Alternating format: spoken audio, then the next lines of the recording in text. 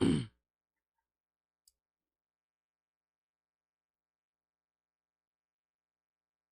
we're on. This is 103.5 FM, LPWNHH. That's New Haven Independent.org radio.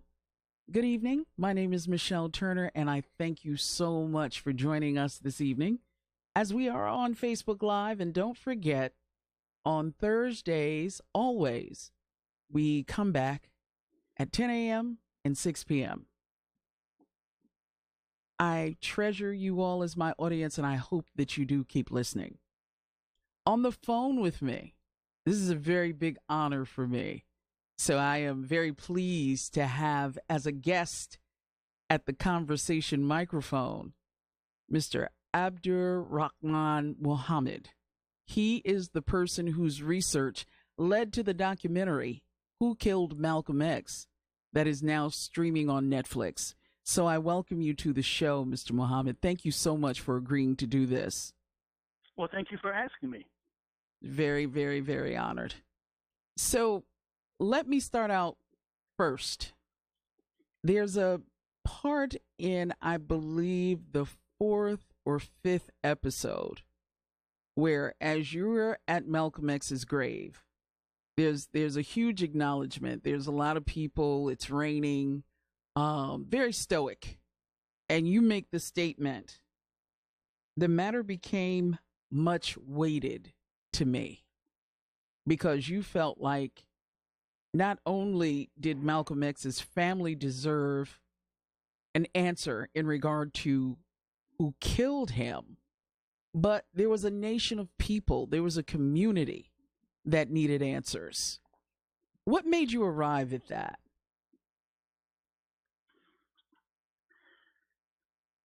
Well, very early on in my research, I came to understand that the matter of Malcolm's assassination was a kind of open wound in our community. Mm. And I think the reason that this docuseries has been so widely acclaimed and received and so much praise has been almost universally heaped on it is because this was an open wound in our community. Not only in the African American community, but in the world community. Malcolm X is a heroic figure. He's considered a martyr of the movement. Mm-hmm. He's a source of inspiration to millions around the world. And the matter of his assassination and all of the mysteries surrounding it was still a painful chapter in American history, and it had to be resolved in the generation of my lifetime. As time passes away, we would have lost the eyewitnesses and the firsthand accounts that were necessary to nail this story down.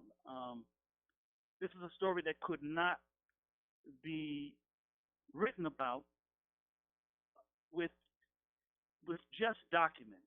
Mm. We needed human beings to confirm what was in the documents. And as time moves on and these individuals pass away, then we lose the ability to confirm critical information that was in the documents. So it was an open wound that had to be closed in order for the healing to take place in our community. I think that's one of the things we're witnessing is the record of what this information means and what it means for our community, maybe some of the things that we need to examine in our community, a critique of our community, but more importantly, like I said, it is a healing that is now begun because of the revelations that were made in this docuseries.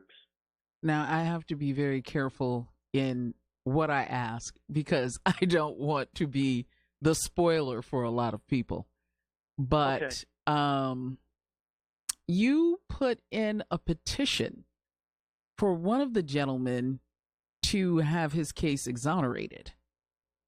And he talks about how he did not trust the system because the system had already taken 20 years of his life. Now, this man's name, he was known at the time as Norman 3X Butler, but his Islamic name was Muhammad A. Aziz. And so, talk a little bit about how you have gone forward with this process.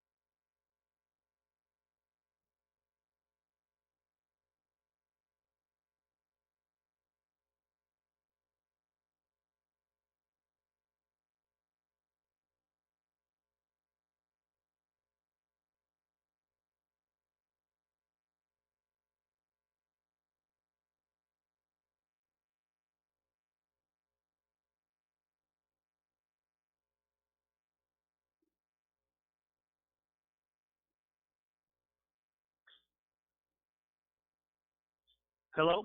Hello? Are you there? I am there. Okay.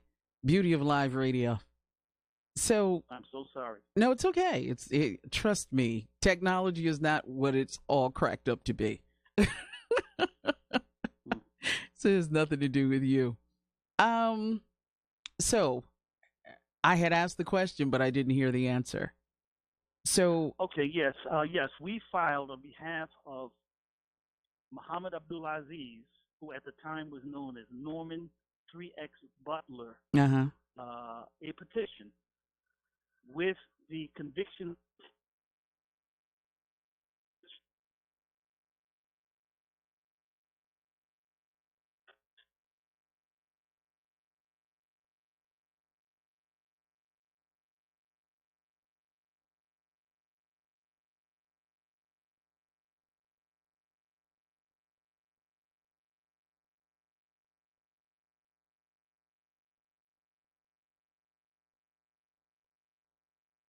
Okay, Harry, I'm seeing it, but I don't hear anything. It's showing up, but I don't see anything. The beauty of live radio, folks. This is what happens.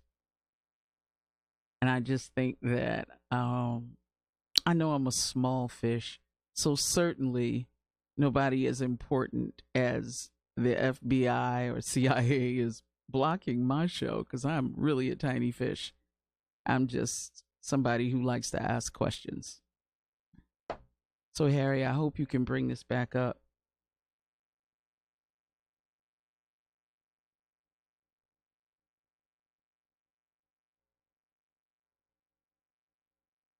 Because I haven't touched anything.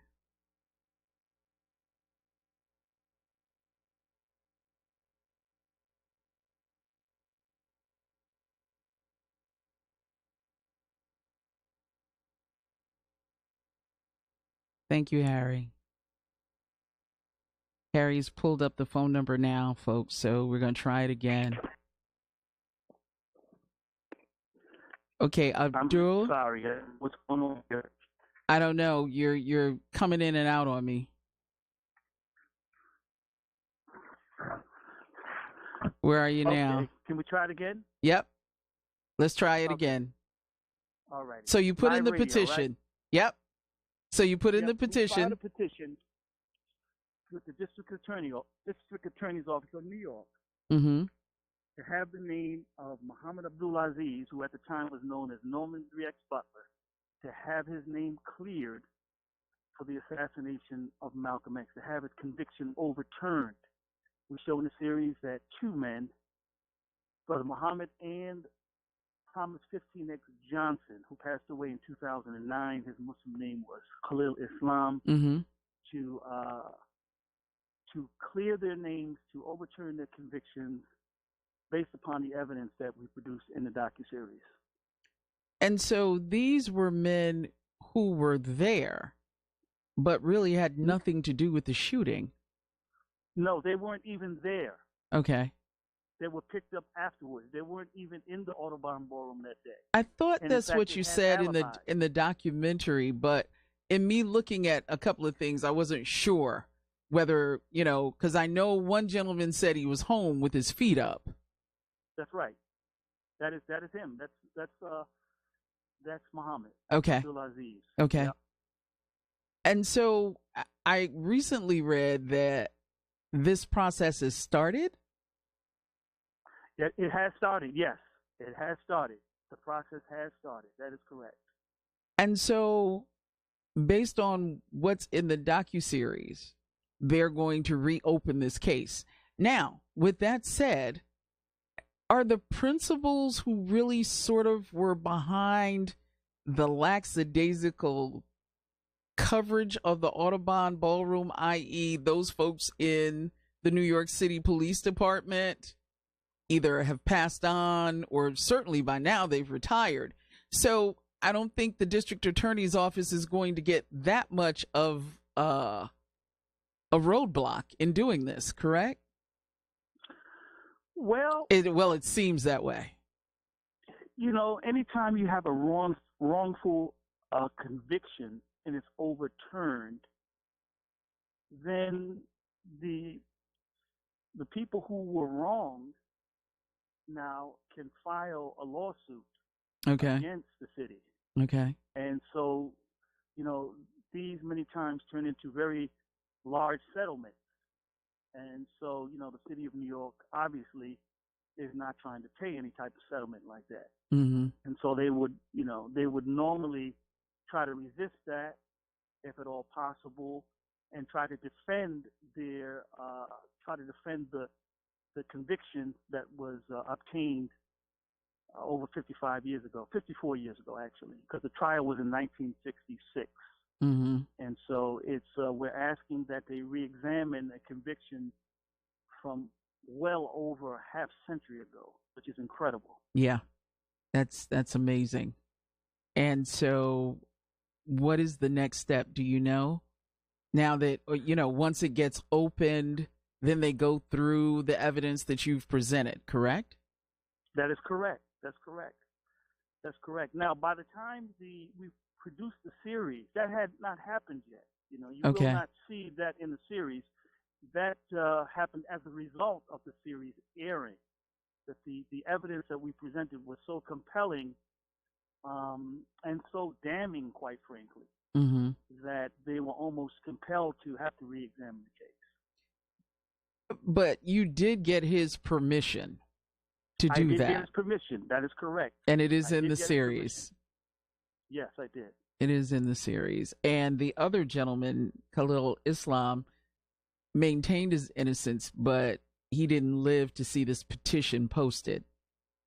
No, he did not. It was a very sad story. I got to know him at the end of his life, and it was quite a pitiful situation, him trying to clear his name with the very, very meager resources that he had. He was quite ill as well, and he deserves to have his conviction overturned as well. And I believe that if Muhammad Abdulaziz is cleared, then Johnson will be cleared as well. Okay. The cases that have been conjoined, both men, because they were convicted together. Okay. So it is. I've been told that should Norman 3X Butler or Muhammad Abdulaziz's conviction be overturned, then automatically Thomas 15X Johnson, Khalil Islam's verdict will be overturned as well. And both and of these some gentlemen, very good lawyers on it. Now the Innocence Project has gotten involved. Okay. Under the leadership of Barry Scheck. Okay. Who's a great attorney. Yes, a great attorney. Defended O.J. Simpson quite Mm-hmm. famously, and now he is involved in the case as well. And both of these gentlemen well into their 80s, correct? I don't know if no, Johnson did not live into his 80s. He died about 10 years ago. He Okay. probably would be in his 80s now, but he was in his late 70s, as if I recall. Uh, Muhammad Abdulaziz is now 81 years old. Mm, amazing. Hmm. So, how did you get approached? Because you're not a historian, and it looks like you probably are a student of history as it stands. I know you're a Howard grad, um, but your line of work is totally different from the research that you did. Well, I would qualify what you said. I am a historian. I'm an independent historian, Okay. and my line of work is, how I put food on the table and pay my bills. But you know, I'm a very serious historian. I mean, and I'm not just a scholar of Malcolm X and Black Muslims or Islam in America. I'm a historian of the African American experience. I think what you want to say is that I'm not an academic historian. And I'm not sitting with a tenured position at a university or what have you, but I'm working in a long tradition in African American history and culture of the activist scholar. We could go back to people like J.A. Rogers, mhm. Arthur Schomburg, A. Philip Randolph, and G. Carter Samuel Owens, Woodson. Harold Cruz. There's a long tradition, John Henry Clark, of the independent scholar who, works a job and just like anyone else, but in other aspects of their life, they engaged in research and writing and scholarship and developing new knowledge. And that's a tradition that I like to think of myself in. Now, in putting yourself in that space, how much time did you dedicate? Because I know you started probably mid to late 70s, correct? Late 70s, 1980 Okay. is when it really, um, came to my attention that an injustice was committed. What happened was one of the convicted assassins, admitted assassins, his name was Talmadge Hayer. He was Mhm. caught at the scene. He was caught with a 45 clip in his pocket. Uh, he admitted his guilt, but he always maintained that the two men who were convicted with him were innocent. And around 1980, when I was a freshman in Howard University, he began doing a number of television interviews where he was trying to exonerate these two brothers. 1977 and 78, he Mhm. filed two affidavits where he named his co-conspirators. He named them by name, where they live, what they did for a living, and so on and so forth. How the plot developed, where it developed, all of the details. And he filed that affidavit with William Kunstler, Mhm. who tried to get the case reopened, but he couldn't. And, as a very young man, 18, 19 years old, I always thought that that was a grave injustice that needed to be rectified by someone. I didn't know that it would be me at that point, but Mhm. that's when I first became exposed to the case. And so in your exposure, I'm sure not only were you surprised, you probably were flabbergasted by the number of departments involved. I'll put it that way, um, as well as people from the Muslim community. Surprised at what? Surprised at how The intransigence and the nonchalant attitude that the people took. Yeah, I was nonchalant, surprised about that. the not so much the nonchalant attitude, but almost as if there was, if you will, a perfect storm of them kind of working together and how this all turned out in the respect Well, that I would say, on the part of the government, no one had any interest in reopening the case, mm-hmm, and on the part of the Muslim community, it certainly was in no one's interest to open the case. I was told many times to leave it alone, It's not going to bring any benefit to our community. It's a bad look. It was also told that this kind of information was so explosive it could set off a war between the Muslims and the black nationalists. I was told that it's not going to bring Malcolm back. Why are you digging around on this? Just leave it alone. I mean, let sleeping dogs lie.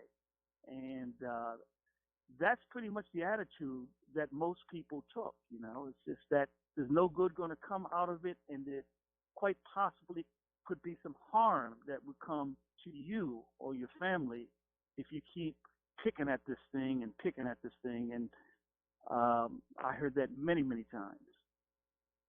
And how did you feel? Well, it's funny. I'm the kind of person, when you tell me I can't do something, I'm the kind of person that will want to do it more. That's just my character. Mm-hmm. But more so than that, I felt that I had a responsibility to do it because I was exposed to individuals and documents that gave me faith to believe that I could solve it. You know what I mean? And it became more and more of a responsibility because I began to see that no one else was going to do it. No one else was going to do it, and I was able to do it. I had the skill set, I had the research skills, I had the kind of tenacity and I guess fearlessness, I guess, to ask the kind of questions that needed to be asked. Not everyone is built that way. I'm not trying to make any types of claims about myself, but right. I mean, it takes a certain type of person to engage in that kind of work, and I was just built that way to try to get to the bottom of this thing. Well, I found it interesting, and from a journalist perspective, a little funny because you would introduce yourself and start talking about it like right away. You're like, "Hi, how you doing, brother?" So about Malcolm X, and they would all look at you like, "What?" Right. And then they would say, "No, brother, we can't have that conversation." Right off the bat. Right. So how did you have that conversation? Because I noticed that in particular instances, people sort of talked around the question when you asked, what did you know? And sort of, when did you know it? And then there were other people who just came out and said, we shouldn't have that conversation.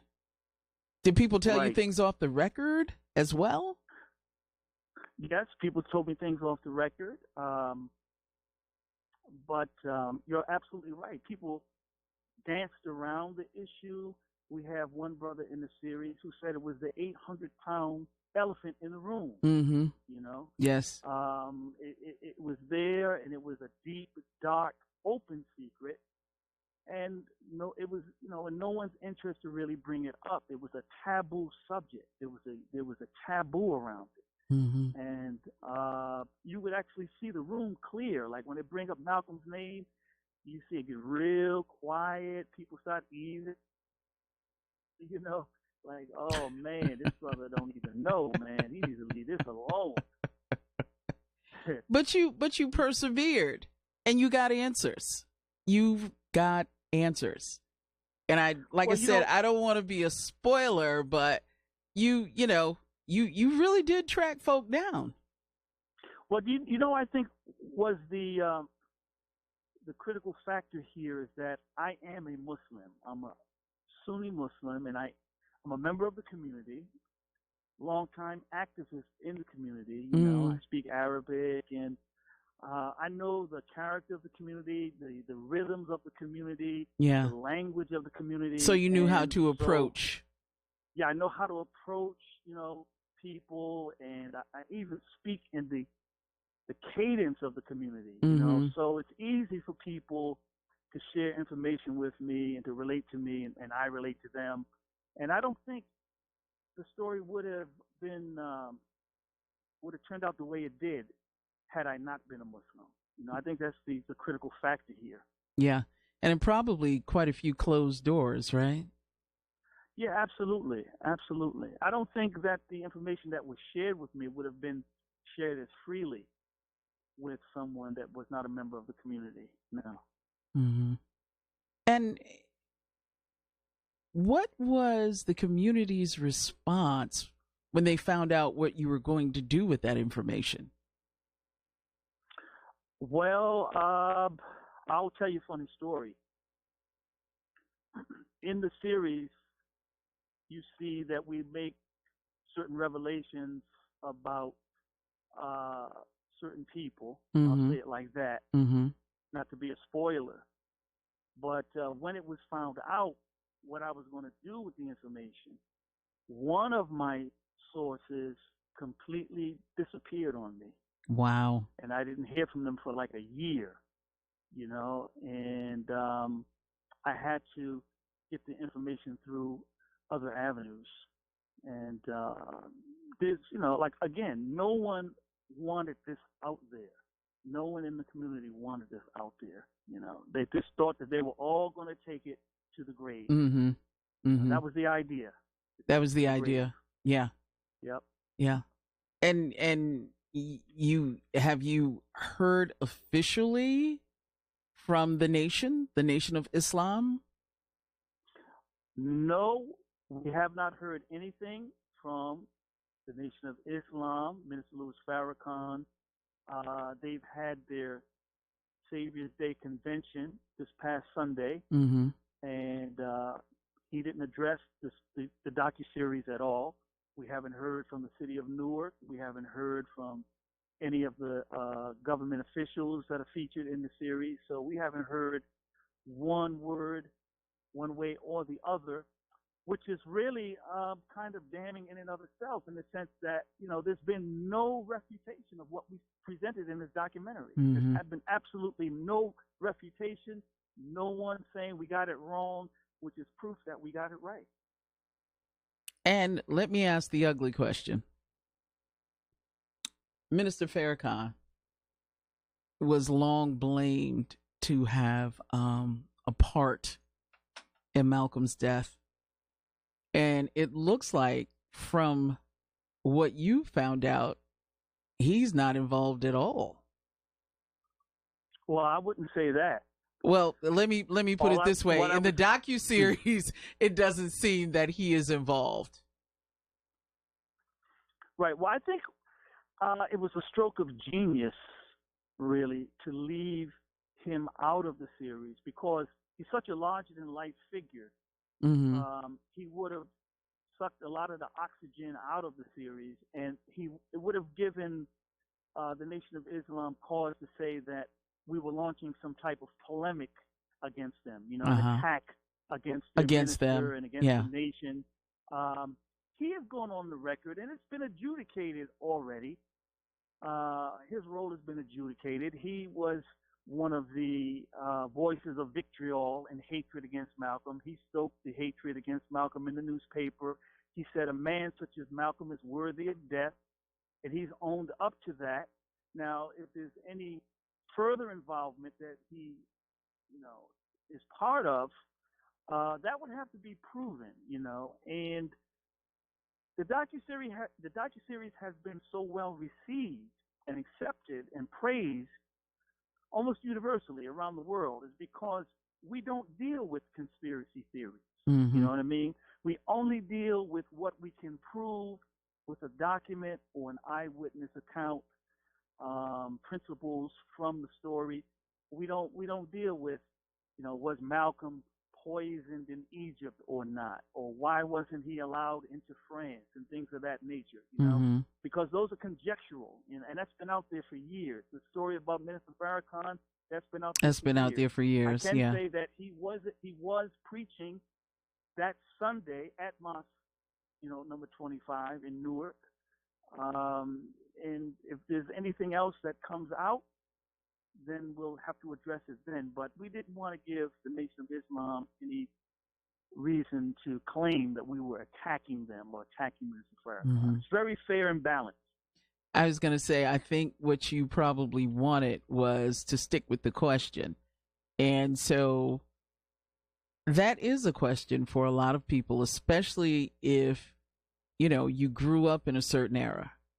Because for a long time, I know as a young woman, that was a part of the discussion in my community, that perhaps folks shouldn't be listening to the nation because they were involved in his death, in Malcolm's death. Well, that is correct. But if you watch the series without, giving away too many spoilers, you'll see that subject is addressed head on in a way that has never been done before. So why did you agree to do this? What made you say, rather than to write a book or to go on an interview tour, so to speak, go to different colleges, go to different communities and talk about this? Why a docuseries? Well, I would have loved to go on the university circuit and talk about it if I was invited to. I'm just an obscure local scholar, writer here, had a blog, and I worked in journalism. I've written for the Washington Afro-American and other black newspapers and what have you, but I really did not have a name whereby I could command the university stage like that. I had a very small platform, and but you're known amongst you're known amongst the academia and the scholars, as very clear in the docuseries. That is true, but the world of academia, they have their own biases and their own prejudices and their own protocols, and they don't really put people on, so to speak, that don't come through the corridors of the Ivy Towers. There's something of an elitism in academia, and I didn't have these high-powered credentials and degrees and what have you, and so I didn't get those kinds of invitations. I would have certainly taken them had they been extended to me, but I wasn't offered those opportunities. Writing, I've written extensively, for different scholarly journals. I've written for the Association of African American History and ASALA, Association for the Study of African American History and Culture.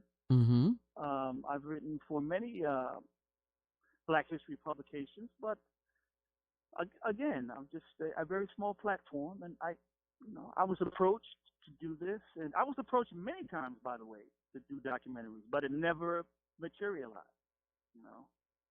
It just never materialized. And now here you are. Are you surprised at the reaction, or is it what you expected? I knew the story was too powerful to be denied.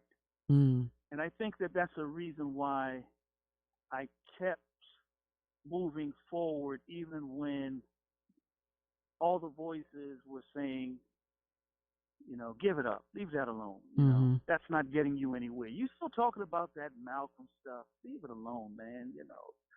I always knew the power of the story. I knew that this material had to be established, that this history had to be established. I did realize that it was an open wound in our community, whether we understood that or not.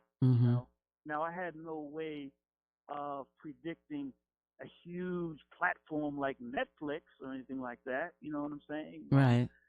I had no reason to expect that type of notoriety and acclaim. But what is very strange for me, and I'm still getting used to it, is I went from almost complete obscurity to overnight acclaim and praise, in one night, And that's a true overnight sensation, right? I'm still getting used to that. Yeah. Well, I'm sure it takes some getting used to, right? Because you get out, you go to work, you put your pants on like everybody else, and you kind of get through your day, and now you've got this, and I'm sure people are starting to recognize you when you're traveling or, when you're doing different things. And I'm sure they have questions. All the time. And I'm sure they have questions. you know?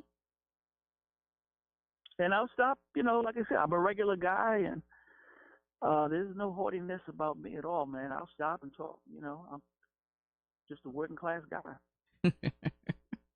A working class guy at the docu-series on Netflix. Hey, That's it a wasn't little always different. that way. There's 30 years where I was just grinding away. So, Yeah. you know, Yeah. Now, when was this made? When was this finally put this was together? made over the course of the last 3 years. Okay. Okay. Hmm. And so with the Netflix piece, are you satisfied, or do you want to do a part 2, or is there more that is not in this docuseries that you're willing to put out, or are we kind of at the end of it? Netflix, when they were promoting it, they called it "Who Killed Malcolm X" season 1. Yes. That's why I asked the Okay, question. yeah. I assure you that there's so much more that did not make it into the docuseries. Hmm. Um, and there is more to talk about that's just as fascinating, just as informative, just as intriguing. And should there be a season 2, it would be just as powerful as season 1. I assure you. Well, here's my other question. And I'm trying to do it. I'm trying to be very careful because again, I'm trying not to be a spoiler in all of this.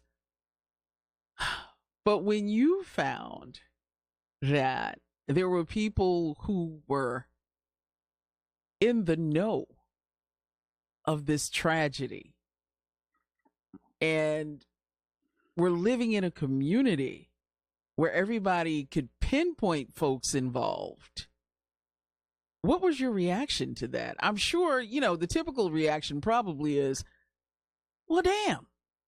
But I think in terms of Malcolm and who he was and how he affected people, what was your reaction?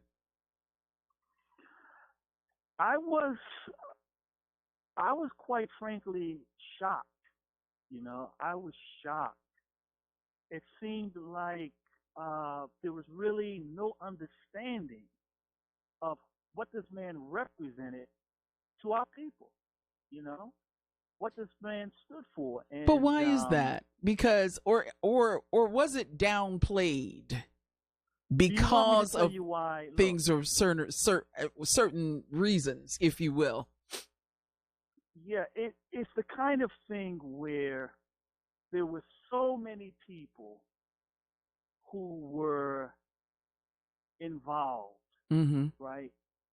That um, there was a sense of collective guilt Hmm. about this this horrific crime, and the sense that it was carried out by one of us, Mm-hmm. and we're not going to give him up. We're not going to give them up. Yeah. They They protected were. the people involved. That's correct. The sense was that look, we all felt hostility and anger towards Malcolm. We all had murderous thoughts about him, and just because someone else was able to carry it out, that doesn't mean that you know I perhaps wouldn't have done it myself. Mm. So how do I look now, all these many years, turning these people in when I felt the same way? Do you think it was a collective anger at Malcolm? I mean, that's the obvious question, but it seems like the the people that were involved were so angry because he felt that the nation was not living up to its ideals. And when you, of course, talked about Elijah Muhammad, you talked about everyone. And you were talking about the community and the fact that this was a man who really commanded a powerful community. and had a legacy in that community because he took so many people who were not doing well and made them have long, well, not long, because I don't want to say that, but definitely changed their ideals, changed how they lived, changed how they ate, changed how they worshiped, and influenced their beliefs and values. Well, they looked at Malcolm as a Benedict Arnold, as a traitor, as a hypocrite, someone who scandalized their leader, who they viewed as being a messenger from God, and they attributed their own personal reform to his divine message, and they saw Malcolm as trying to destroy that and destroy this powerful institution that had done so much for so many people. So they really didn't, they weren't prepared to accept the truth that Malcolm was articulating at the time, and they saw him just as a traitor and as someone who had to be dealt with. And somebody who was tearing down what they felt a linchpin in the Black community. That is correct. And in fact, the rank and file didn't really know the extent of the corruption that was occurring in Chicago, and they were being fed a pack of lies by their ministers. In fact, I can tell you that the assassins themselves, along with the rank and file, were told that the women having the children of Elijah Muhammad's children, that these were actually Malcolm's former prostitutes. That's what they were told. They were told that these were two of Malcolm's prostitutes from the days when he ran the streets as a pimp, and that the children that they bore were really Malcolm's children. And he was, in fact, in the September issue of Muhammad Speaks newspaper, September 1964, there's an interview with a minister from Baltimore named Isaiah Kareem, and he says explicitly that these are two of Malcolm's prostitutes. And so people were fed these lies, and it wasn't until Elijah Muhammad's death in 1975 that Talmadge Hayer, who was one of the confessed convicted assassins in prison. And he's the one that we see in the what Malcolm was saying. He was one of the people that was tackled outside of the Audubon Ballroom minutes after the shooting, correct? That's correct. He was shot in the leg by one of Malcolm's bodyguards, and he was wrestled to the ground. He was being beat to death outside the Audubon Ballroom. And he served like 40 years in prison. Actually, 20 inside, and then like another 20 in a type of work release program where he could work during the week, and on the weekends he had to go back inside. So all total, he was in the system like 40 years. But my point is that in 1975, when all of the secrets of the Nation of Islam came to the public through the son of Elijah Muhammad, Wallace Muhammad, he revealed that what Malcolm was saying was true, that these were Elijah Muhammad's children, and there was financial corruption in Chicago, and everything he was saying was true, that Talmadge Hayer, they say he had a nervous breakdown in prison when he realized that he killed one of the greatest Black leaders that we've ever produced. And he felt terrible that these two men who had nothing to do with it were still rotting in prison. And so he did a number of television interviews where he tried to clear these men. And that's how I first learned about the case. So the question is, who killed Malcolm X?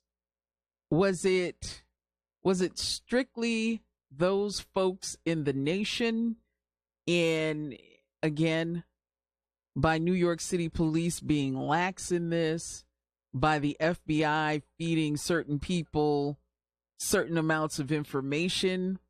Did it all fit together, and this was, again, for lack of a better term, and certainly not in a positive way, but the perfect storm for this incident to happen? I think you've just nailed it. And I think we show conclusively in the docuseries that all three of those entities, the FBI, the New York City Police Department, and the Nation of Islam, all three entities are equally guilty. And we show that. And you do show it. And I guess my question too is, the FBI tried very earnestly, is the word I want to use, to get different informants in the nation, which they ended up doing. And you interview one of those folks and they kind of give a wishy-washy answer. Like, well, I told them I didn't really want to do it, but they kept talking to me about it. And, I won't necessarily talk to you about the conversations that we had, but, if I'm an informant, then I'm, sort of an informant, but not really. And it's like, dude, either you are or aren't. Either you picked up the mantle or you walked out the room. There's no in between. We show that both the Nation of Islam and Malcolm's organization were positively infiltrated. Yeah, absolutely. Infiltrated, from the top to the bottom, So it was really frightening how much that man was surveilled. They were all over him. Yeah, because he couldn't have phone conversations. He couldn't be in a room necessarily alone. One of the people were his bodyguards. And it's amazing to me that all of this went on and everybody just sort of parted the waters so this could happen. So this man could be killed. That's correct. You had the FBI playing dirty tricks according to their counterintelligence program. They didn't call it that back then, but that's exactly what it was. They were planting false stories. Malcolm wants to be the number 2 man. They would plant these types of stories in the newspapers to create the impression that Malcolm was being ambitious and wanted to take Elijah Muhammad's position. So he had to answer those charges in the media. They would create suspicion, jealousies, division within the ranks of the Nation of Islam and Malcolm's organization. They would make phony telephone calls. Malcolm's people are coming to kill Elijah Muhammad. Or they would say things like that. And it had its effect. It had its murderous effect. You had the New York City Police Department, who knew Malcolm's life was in mortal danger. His house was firebombed a week before his assassination. And the day of the assassination, there's no police presence in the Audubon Ballroom. This was noticed, and they knew that the end was near, and they made no arrangements to protect his life. And of course, you have, the Nation of Islam and the role that they played. I don't want to be too much of a spoiler, but right. You get the idea. So, what is it that you want people to take away from this? Because we got to wrap things up. What is it that you want folks to take away from what they see in this docuseries? That's an easy question. I want the historical record to be corrected. I want the killers of Malcolm X to be, exposed. Exposed. I want it documented as the established history, and going forward, I want it to be settled history of what exactly happened with the assassination of Malcolm X. And I think I've done that. I think you have also. I think it's there. And if there's there was a veil over his assassination because of the way the trial was botched, and because of the failures or the nefarious activities of the FBI, as you will see in the series, to not making no moves to get to apprehending the real killers. You'll see all of that, and we've understood that as historians. We've understood that the story wasn't right and it needed to be made right. And that was my purpose, to make it right, to make the historical account right.